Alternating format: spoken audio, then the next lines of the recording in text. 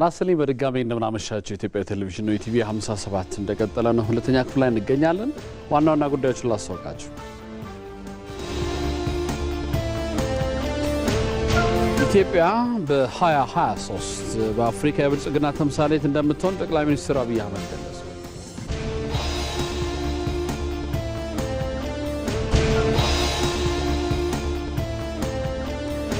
ማዕድ ማጋራት ከውጭ እርዳታ ሳይጠበቅ እርስ በርስ በመደጋገፍ ጊዜያዊ ችግሮችን የምናሳልፍበት ነው ሲሉ የአዲስ አበባ ከተማ ከንቲባ አዳነች አቤቤ ተናገሩ።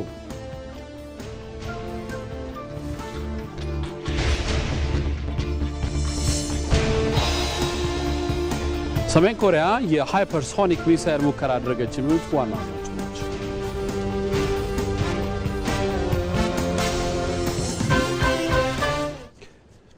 ከዜናዎቹ ጋር አንተነህ ደግፌ ነኝ። አብራችሁ ቆዩ።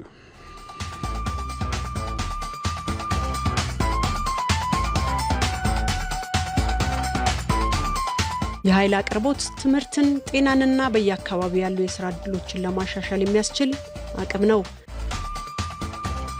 አሁን ላይ በርካታ መኖሪያ ቤቶችና የንግድ አካባቢዎች የኃይል ተጠቃሚዎች ሆነዋል። መብራት ሕይወት ነው የሚባለውም ለዚህ ነው።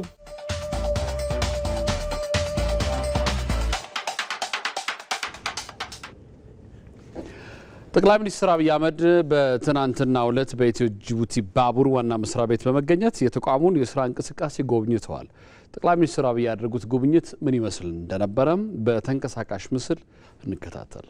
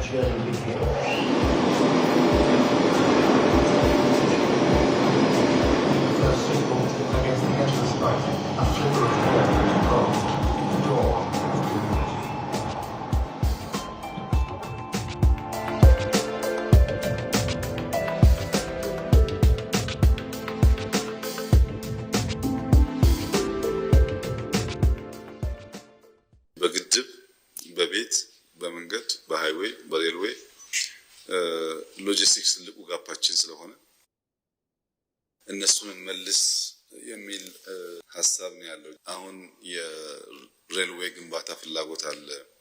ከአዲስ ኤርፖርት ወደዚህ መነሻ የሚሆን አቅም እኛ ጋር ካለ መነሻ የሚሆን ዲዛይን አቅም ካለ እንደዚህ ቀደሙ ነገሩን ከምንዘረግፍ ሙቭ እናደርጋለን። መንገድም ምናምን እንደዛ ማለት ነው። ቴሌኮም እየወጣ ነው። አየር መንገድ የተወሰነ ወጥቷል። ኤአይ ለመውጣት እየሞከረ ነው።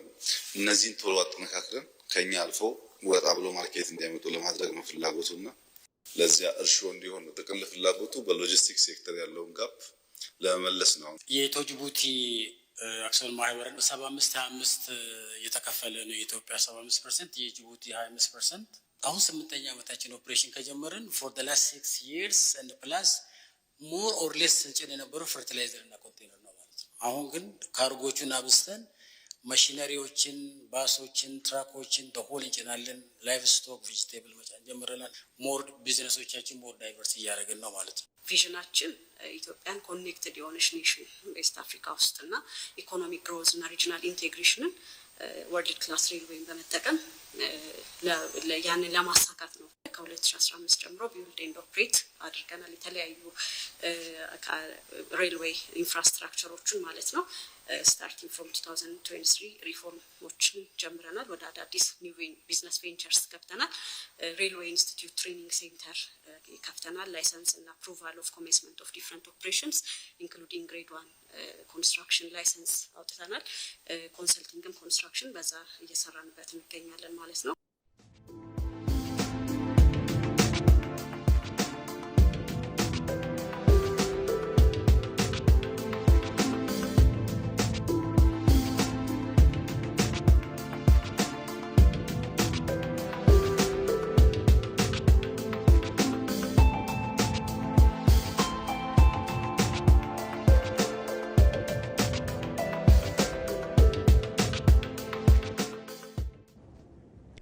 ኢትዮጵያ በ23 በአፍሪካ የብልጽግና ተምሳሌት እንደምትሆን ጠቅላይ ሚኒስትር አብይ አህመድ ገለጹ። ኢትዮጵያ ላቀደችው ዘርፈ ብዙ እድገት ምሁራን ሚናቸው እንዲወጡም ጠቅላይ ሚኒስትሩ ጠይቀዋል። ሞላ ለማየት ተጨማሪ ያለው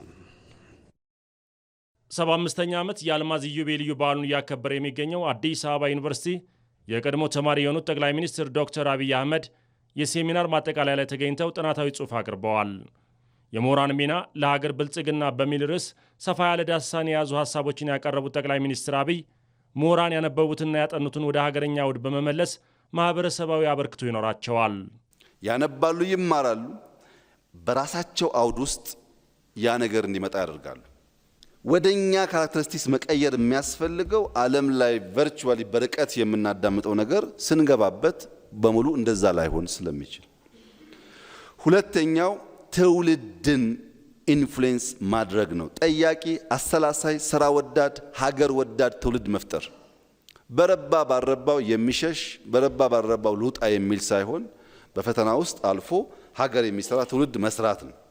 ሶስተኛው ማህበረሰብን የሞራል ኮምፓስ እንዳይስት ኤቲካል ጋይድ ሆነው በተለይም ኮምፕሌክስ ቫልዩስን ግራፕል እንዲያደርግ ማህበረሰብን ማንቃት ማስተማር ሌላው ስራቸው ነው። አስኳሎ የሚያገለግሉበት ስራቸው ነው። ኢንዱስትሪ ላይ በሚመለከት ሼልፍ ላይ ያሉ ንድፎች ወደ ተግባር እንዲቀየሩ ሐሳቦች አሉ፣ ጽሁፎች አሉ። ያ ግን ወርዶ ወደ ተግባር እንዲቀየር የማድረግ ስራ ነው። በግሎባል ትሬንድ ደግሞ ቀደም እንዳልኩት ኢመርጂንግ ትሬንድስ በማየት በማንበብ በማወቅ ወደኛ ወደ ሀገርኛ ቋንቋ ወደ ሀገርኛ አሰራር በመመለስ የግሎባል ትሬንድን የሚከተሉ መሆን አለባቸው። ለዚህ ሁሉ ውስጥ ዘርፈ ብዙ ሚና ነው ያላቸው ማለት ነው። ምሁራን በሀገር ሁለንተናዊ ብልጽግና ያላቸውን ተግባራዊ ሚና የእውቀት ዘር በመዝራት የለውጥ አቅጣጫ በመቀየስና የወል እሴትን መበየን አለባቸው። ይህ እንዲሆን የለውጥ አቅጣጫን የምንቀይስ ዘር የምንዘራ ሰዎች የፈጠራ ባህል፣ የስራ ባህል፣ የዴሞክራሲ ባህል፣ የሲቪክ ባህል፣ የጽዱ ከተማ ባህል እኛ ስላሰብን እና ስላወራን ኦቨርናይት የሚሆን ከመሰለን አይሳካም። ለምሳሌ እዚህ ሀገር የጀመርነው የኮሪደር ዴቨሎፕመንትን ብንወስድ ገና ነው። ዘ100 ሞንኪ አልደረሰም፣ ገና ነው። ሲደርስ ግን እንዴት ብሎ ሌሎች አፍሪካ ሀገሮችን ኢንፍሉዌንስ እንደሚያደርግ ከኛ ቁጥጥርና ልፋት ውጭ ሊሆን ይችላል። በማናቀው መንገድ ያ እሳቤ፣ ያ አሰራር፣ ያ ፍልስፍና ቦታ ይዞ ጥቅም ላይ ሊውል ይችላል። ያ እስኪመጣ ግን በትጋት ሳናቋርጥ ኮንሲስተንትሊ በመትጋት ማረጋገጥ ይኖርብናል። የጋራ የሚሰራ ራዕይና ዘመን ተሻጋሪ የሆኑ ተቋማት መፍጠር ያለመቻል በኢትዮጵያ የለውጥ ተግዳሮቶች ናቸው ያሉት ጠቅላይ ሚኒስትር አብይ ለለውጥ ዝግ የሆነ የባህል ስብራት በኢትዮጵያ አንኳር የለውጥ ተግዳሮት መሆኑን ተናግረዋል። እኛ አቃቂር በማውጣት የምንፈጥራቸውን የቋንቋ አይነቶች በመማር ብንፈጥራቸው ኖሮ የሚተካከልም ባልነበረ ነው። የመጣውን ሁሉ ላለመቀበል የማንፈጥረው ጉዳይ የለም። ከጊዜ በኋላም ዛሬም ተቸክለን እዛው እንገኛለን። መቸከላችን ለውጥ ኤምብሬስ የማናደርግ ለመማር የማንተጋ መሆናችን ካለፈ በኋላ ደግሞ በጣም በከፍተኛ ሪግሬት የምንጎዳ መሆናችን። አሁን ባለንበት ዘመን እድል አለ፣ አጣብቅኝ ፈተና አለ። እድል አለ፣ አጣብቅኝ ተግዳሮት አለ። እኛ እንደ ሀገር የጋራ እውነት የሚያግባባ እውነት ሳንፈጥር ዓለም ወደ ፖስት ትሩዝ ሄደ። ፌክ ኒውስም በወጉ ሳንረዳ ዲፕ ፌክ ተፈጠረ። ዲፕ ፌክ ማለት ፌክ መሆኑን ለመገንዘብ ራሱ የሚያስቸግር ማለት ነው። ዓለም የጋራ እውነት ባልፈጠሩ ሀገራት እየሄደ ያለበት ርቀት በጣም አሳሳቢ ነው። የመደመር መንግስት ገቢር ነበብ የለውጥ ሂደትን በመተግበር በኢትዮጵያ ተጨባጭ ለውጦች እያስመዘገበ መሆኑን ያስረዱት ጠቅላይ ሚኒስትር አብይ ኢትዮጵያ በ2023 በአፍሪካ የብልጽግና ተምሳሌት ትሆናለች፣ ለዚህም ምሁራን የድርሻቸውን ሊወጡ ይገባል። በ2023 ምንም ጥርጥር የለውም ኢትዮጵያ አፍሪካ የብልጽግና ተምሳሌት XYZ ኢትዮጵያ XYZ ኢትዮጵያ ይባላል ማለት ነው። አንደኛ አንሆንም። ስለ ግሪን ሌጋሲማ ኢትዮጵያ፣ ስለ ሪቨርሳይድማ ኢትዮጵያ፣ ኮሪደርማ ኢትዮጵያ፣ በስንዴ ራስ መቻልማ ኢትዮጵያ፣ ሲስተም ኦቶሜት አድርጎ ሰርቪስ ቨርቹዋል መስጠትማ ኢትዮጵያ እየተባለ የሚጠቀስበት ጊዜ ይመጣል። ያ እንዲመጣ የእናንተ ዳታ ጀነሬሽን በጣም ወሳኝ ነው። የተሰሩ ስራዎች ብዙ አርቲክል ማንጽፍ ካልሆነ ሲስተም አያዩም። ለዛ የእናንተ ሚና ይኖራል። ትውልድ ላይ ለመስራት የቴክኖሎጂ ሽቅድምድም ያስፈልጋል ያሉት ጠቅላይ ሚኒስትር አብይ ለዚህም በአፍሪካ የመጀመሪያው አርቲፊሻል ኢንተለጀንስ ዩኒቨርሲቲ እንደሚገነባ ተናግረዋል። ማዕድ ማጋራት ከውጭ እርዳታ ሳይጠበቅ እርስ በርስ በመደጋገፍ ጊዜያዊ ችግሮችን የምናልፍበት ነው ሲሉ የአዲስ አበባ ከተማ ከንቲባ አዳነች አቤቤ ተናገሩ። ከንቲባ አዳነች አቤቤ የገና በዓል ምክንያት በማድረግ በዝቅተኛ የኑሮ ደረጃ ለሚገኙ ከ300 ሺህ በላይ ከተማ ነዋሪዎች ማዕድ አጋርተዋል። ይመራደም ተጨማሪ ያለው እኔ ነጋባንቲደር ነጋሽ ባላለሁ እንደ ዛሬው ጉልበት እየከዳቸው ለአቅመ ደካማነት ከመብቃታቸውና ጸጉራቸው ቀለሙን ሳይቀይር በፊት አቶ ነጋ ባንቲደር በዚያ በወጣትነት ጊዜያቸው የሚወዷት ሀገራቸውን ወታደር ሆነው አገልግለዋታል። ውትድርና በተለያየ መልኩ በሰሜኑም በምስራቁም ሳገለግል ነበር። ውትድርና አገልግለዋል። አሁን አገልግዬ ነበረ። በእውነት ከሚገባ በላይ ደክሜላታለሁ። አሁንም ቢሆን ለጥሩ ነገር የሚነሳሳው እስከመሞት ድረስ አብሬ ደክማለሁ። ለኢትዮጵያ ያልደከመ ራሱን የጎዳ ነው።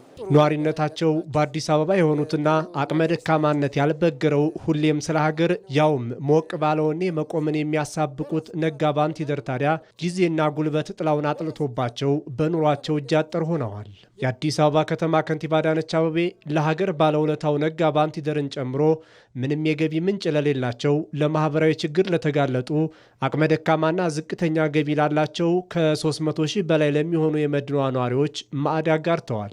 የገና በዓልን ምክንያት በማድረግ በተከናወነው ማዕድ ማጋራትም ከንቲባ አዳነች አቤቤ ዘይት፣ ዱቄት፣ ዶሮና እንቁላል ነው ድጋፍ ያደረጉት። ይህ የበጎነት ተግባር የከተማዋን ጥልቅ የመተጋገዝና አብሮነት እሴት ይበልጥ የሚያጸና መሆኑን ከንቲባዋ ተናግረዋል።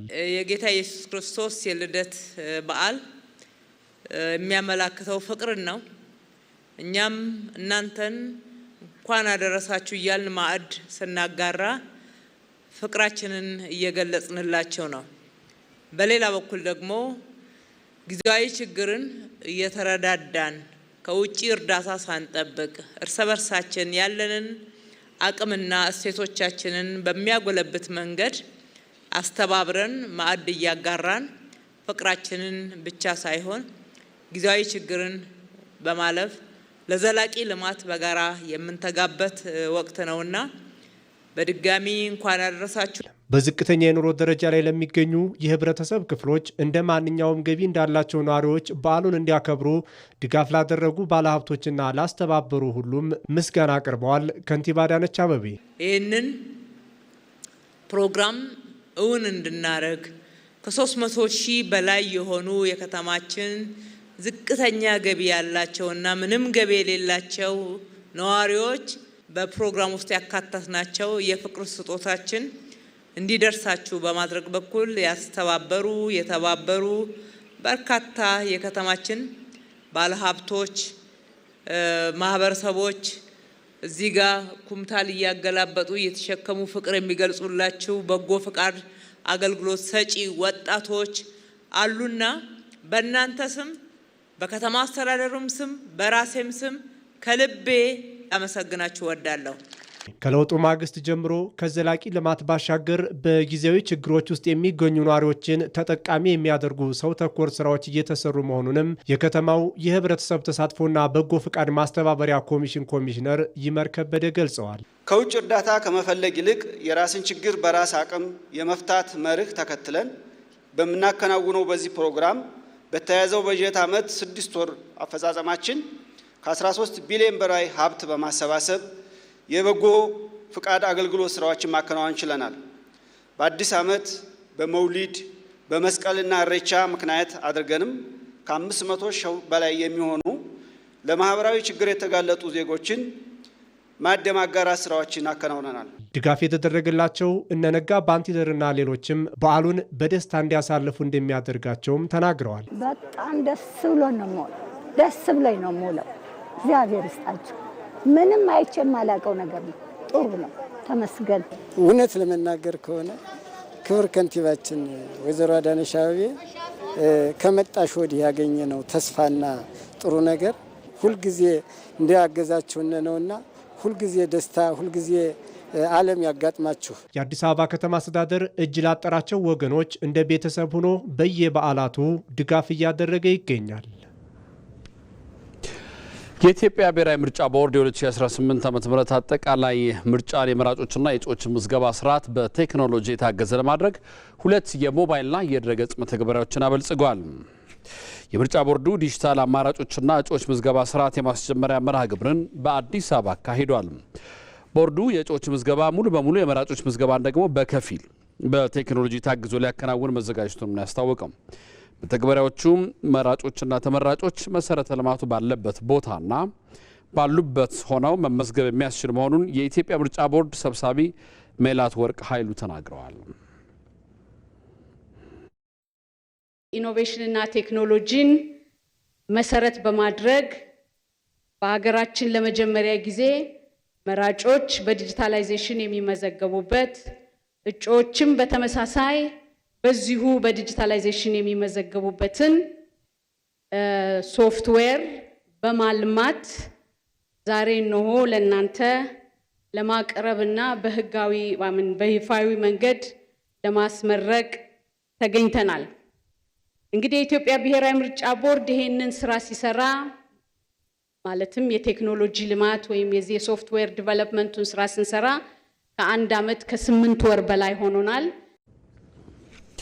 ምርጫን በቴክኖሎጂ መደገፍ በርካታ ሀገራት የተጠቀሙበት ሲሆን ብሔራዊ ምርጫ ቦርድ ያበለጸጋቸው መተግበሪያዎች ጊዜ፣ ገንዘብ፣ እንግልትና ጉልበት በመቀነስ በቀጣይ ኢትዮጵያ ለምታካሂደው አጠቃላይ ምርጫ ነፃና ገለልተኛ እንዲሆን ይረዳታል ያሉት ደግሞ የፌዴራል ጠቅላይ ፍርድ ቤት ፕሬዝዳንት ቴዎድሮስ ምህረት ናቸው። የምርጫ ሂደቱን ግልጽ በማድረግ ታማኝነትን ለመገንባት በቴክኖሎጂ የታገዘ የአሰራር ስርዓት ማበጀት ይገባል ብለዋል ፕሬዝዳንቱ። የኢትዮጵያ ምርጫ ቦርድ ከወረቀት አሰራር ወደ ዲጂታል የጀመረው መንገድ የመጀመሪያ ምዕራፍ ተደርጎ የሚወሰደው ዛሬ ወደ ስራ የሚገባው የእጩዎችና የመራጮች ምዝገባ ዲጂታላይዜሽን በቦርዱ ታሪክ አዲስ ምዕራፍ ተደርጎ የሚወሰድ በቀጣይ ለሚኖሩ የሽግግር ምዕራፎች መንደርደሪያ ተደርጎ የሚወሰድ ነው። ምርጫን በቴክኖሎጂ መጠቀም ከጊዜ፣ ከገንዘብ፣ ከአካታችነትና ዓለም አቀፍ ደረጃዎችን ከመጠበቅ አንጻር አስፈላጊ በመሆኑ የተጀመረው ጥረት ተጠናክሮ መቀጠል ያለበት ነው። ክቡራትና ክቡራን፣ ምርጫ ተአማኒ እንዲሆን ከሚያደርጉት መለኪያዎች አንዱ የሂደቱ ግልጽነት ሲሆን በዚህም ምክንያት ያልተገቡ ድርጊቶች መቀነሻና አለመግባባት ማስወገጃ ነው። በዚህ ረገድ የተጀመረው ጥረት ይህን ለማሳካት የሚያስችል በመሆኑ ተአማኒነትን ለማረጋገጥ እንደ ግብዓት ተደርጎ ከመወሰዱም በላይ ቦርዱ በዚህ ረገድ ያለውን ቁርጠኝነት አመላካች ነው። አስቸኳይ የሙስና መከላከል ስራ የሙስና ውጥኖችን በማምከን ውጤት እየተገኘበት መሆኑን የፌዴራል ስነ ምግባርና ጸረ ሙስና ኮሚሽን ገለጸ። ኮሚሽኑ ከክልል ስነ ምግባርና ጸረ ሙስና ኮሚሽኖች ጋር የበጀት ዓመቱን የ6 ወር አፈጻጸም ላይ ውይይት አድርጓል። ባየሙላት ተጨማሪ አለው። በኢትዮጵያ የሕዝብና የመንግስት ሀብት እንዳይባክን ሙስናን የሚጸየፍ ማህበረሰብ መፍጠር እንደሚያስፈልግ የፌዴራል ስነ ምግባርና ጸረ ሙስና ኮሚሽን ይገልጻል። አሁን ላይ የሙስና ተግባርን የመጠቆም ልምድ እያደገ መሆኑን ኮሚሽኑ ከክልል ስነ ምግባርና ጸረ ሙስና ኮሚሽኖች ጋር የበጀት ዓመቱን የ6 ወር አፈጻጸም ውይይት ባደረገበት መድረክ ገልጿል። በአስቸኳይ የሙስና መከላከል ስራ የመንግስት ሀብትን ከምዝበራ ማዳን መቻሉን ክልሎች ገልጸዋል። የተለያዩ የጨረታ ስራዎች እንዲሁም በተለያዩ ተግባራት ሊባክኑ የነበሩ ሀብቶችን ቀድመን በመድረስ ወደ 24 ሚሊዮን ብር በላይ የሆነ ገንዘብ በጥሬ ገንዘብ ያዳን ሲሆን ከዛም ባለፈ የከተማ መሬት 35000 ካሬ ሜትር የከተማ መሬት ከብክነት እንዲድን አድርገናል ማለት ነው። በዚህ 6 ወር ውስጥ ወደ 659 የሚሆኑት የሙስና ወንጀል ጥቆማዎች ለኮሚሽኑ ቀርቧል። እንግዲህ ይሄን በአግባቡ መርምሮ ወንጀል ተፈጽሞ ወደ ድርጊት ወደ ወንጀል ከመሄዱ በፊት በማምከን ስራ መስራት ተችሏል። በተያዘው ጊዜ በሁሉም ክልሎችና ከተማ አስተዳደሮች በደረሱ ጥቆማዎች የከተማና የገጠር መሬቶች፣ ተሽከርካሪዎች እንዲሁም ህገወጥ ስራዎች ላይ ሊፈጸም የነበረ ሙስናን ማምከን መቻሉን ኮሚሽኑ ገልጿል። የሙስና ወንጀል ከመሆኑ በፊት በዝግጅት ላይ ያለ ስጋት እያለ የማጥናት እና በዛ ላይ ችግሩን የመቅረፍ ስራ እየተሰራ ነው ያለው። የገጠር መሬት፣ የከተማ መሬት ከብክነት የዳነበት ሁኔታ አለ። በገንዘብም ደግሞ ከ800 ሚሊዮን ብር በላይ እንደዚሁ ከብክነት የዳነበት ሁኔታ ነው ያለው። ሙስናን አስቀድሞ መከላከል የመንግስትን ሀብት ለመጠበቅ ቁልፍ ሚና ስለሚጫወት ዜጎች ብልሹ አሰራርን ሲመለከቱ በመጠቆም ሀገራዊ ኃላፊነታቸውን መወጣት ይጠበቅባቸዋል ተብሏል። አንድ ጊዜ ሀብት ከባከነና ወደ ሙስና ደረጃ ላይ ከደረሰ በማስመለስ ረገድ ያን ያህል የተሳካ አይደለም። በሀገር አቀፍ ደረጃም ልትለው ትችላለህ። ኢቭን በዓለም አቀፍ ደረጃ የባከነ ሀብት አልተመለሰም ተብሎ ነው የሚገመገመው የሚታየው ማለት ነው። በዚህ ደረጃ ውጤት የሚያመጣውን ተግባር በመደገፍ ረገድ ህብረተሰቡ በጣም ብዙ ነገር ይጠበቅበታል። የህዝብ ሀብት ንብረት ሳይባክን ከወዲሁ የማጋለጥ ስራ መሰራቱ የአስቸኳይ ሙስና መከላከል ስራ ውጤታማ ያደርገዋል። በዚህም በየዓመቱ በሚሊዮን ሀብቶች የሚድኑበት አለ። ባለፉት 6 ወራት ለፌዴራል የሥነ ምግባርና ጸረ ሙስና ኮሚሽንና ለክልል ኮሚሽኖች 1847 የሙስና ጥቆማዎች እንደደረሱ ለውይይት በቀረበው ሪፖርት ላይ ተመላክቷል። የኢትዮጵያ ተዝቆ የማያልቅ ዘርፈ ብዙ የቱሪዝም ሀብት የጎብኚዎችን ቀልብ ስቦ የሚያቆይና ቱሪዝሙን የሚያነቃቃ የቆይታ ጊዜ የነገው የአዲስ ቀን የዜና መሰናዶ የአጀንዳ ጉዳያችን ነው። ኢትዮጵያ የቱሪዝምን ዘርፍ አንዱ የኢኮኖሚ ምሰሶ አድርጋ በትኩረት መስራት ከጀመረች ወዲህ በርካታ ለውጦች ተመዝግበዋል። የቱሪስት መዳረሻዎችን የማስፋት እንዲሁም ለኮንፈረንስ ቱሪዝም ትኩረት በመስጠቱ የኢትዮጵያን መልክ ለዓለም ለማስተዋወቅና በቱሪዝም ዲፕሎማሲው ዘርፍ ውጤት እንዲመጣ አስችሏል። ኢትዮጵያ ካሏት የተፈጥሮ መስህቦች ባለፈ ባህላዊና ሃይማኖታዊ ትውፊቶቿን ለመጎብኘት የሚመጡ ቱሪስቶች ቁጥር ከፍተኛ ነው። ኢቲቪ በነገው የአዲስ ቀን መሰናዶ መጪዎቹ በዓላትና ቱሪስቶችን ለመቀበል እንዲሁም የቆይታ ጊዜያቸውን ለማራዘም ምን ዝግጅት ተደርጓል፣ የቱሪዝም ዘርፉ እንዲነቃቃስ ምን ያህል ያግዛል የሚለውን ጉዳይ አጀንዳ አድርጎ እያነሳ ቆይታ ያደርጋል። ከ1 ሰዓት እስከ 3 ሰዓት በሚኖረው ቆይታ እንግዶችን በዚህ ጉዳይ ላይ ጋብዘን ተጨማሪ ዘገባዎችን ይዘን እንጠብቃችኋለን። አዲስ ቀን።